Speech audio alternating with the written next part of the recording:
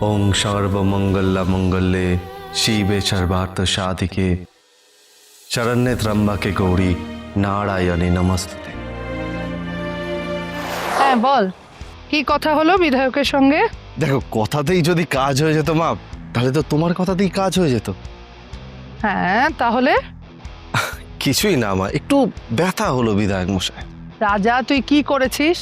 দেখো, উনার নিজেকে নিয়ে কিছু ভুল ধারণা ছিল, সেগুলোই ভেঙে চুরমার করে দিয়েছি। শুধু ধারণা? সাথে গোটা কয়েক হাড়ও ভাঙতে পারে। রাজা তুই? মা মা মা তুমি এখানে বসো বসো, এসব বেকার লোকজনদের নিয়ে কথা বাড়িয়ে লাভ নেই, তুমি বসো। আচ্ছা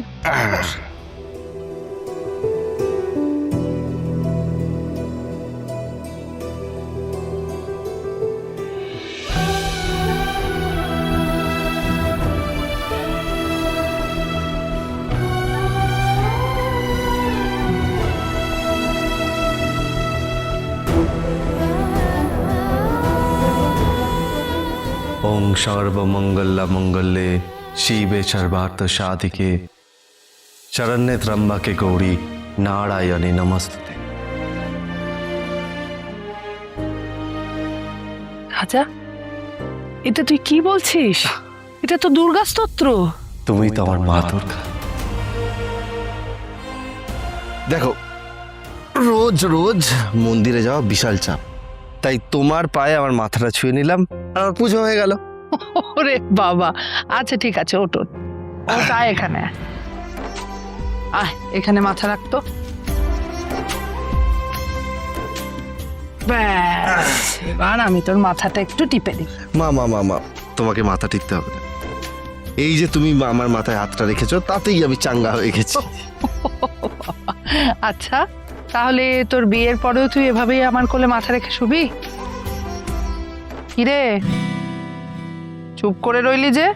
এত ভাবতে হচ্ছে বুঝি?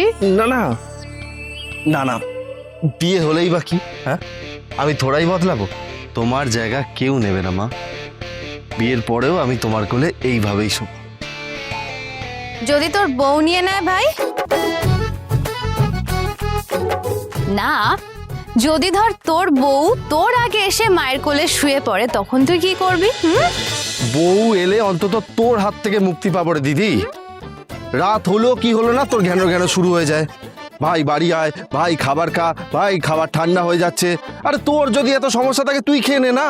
তার মানে আমি দিনের পর দিন রাত জেগে তোর জন্য খাবার নিয়ে বসে থাকবো, আর তুই আমাকে এত বড় বড় কথা শোনাবি? মা দেখেছো? আর তাছাড়া রাত জেগে বাড়ির বাইরে কোন রাজকার্য থাকে তোর শুনি? শোন শোন শোন, আমার নাম হচ্ছে রাজা, হ্যাঁ আমি রাজকার্য করব, সেটাই তো স্বাভাবিক ব্যাপার, তাই তো? এই শোন, থাম তো মা। জানো না মা, তুমি একদম ওর কোনো কথা শুনবে না, একদম তুমি ওর কোনো কথা শুনবে না। না শুনবে না মা, মা তুমি ওর কোনো কথা শুনবে না। থাম। আই সারদা, বস তো। আজকে আমি তোদের দুজনকে খাইয়ে দেবো। হ্যাঁ হ্যাঁ,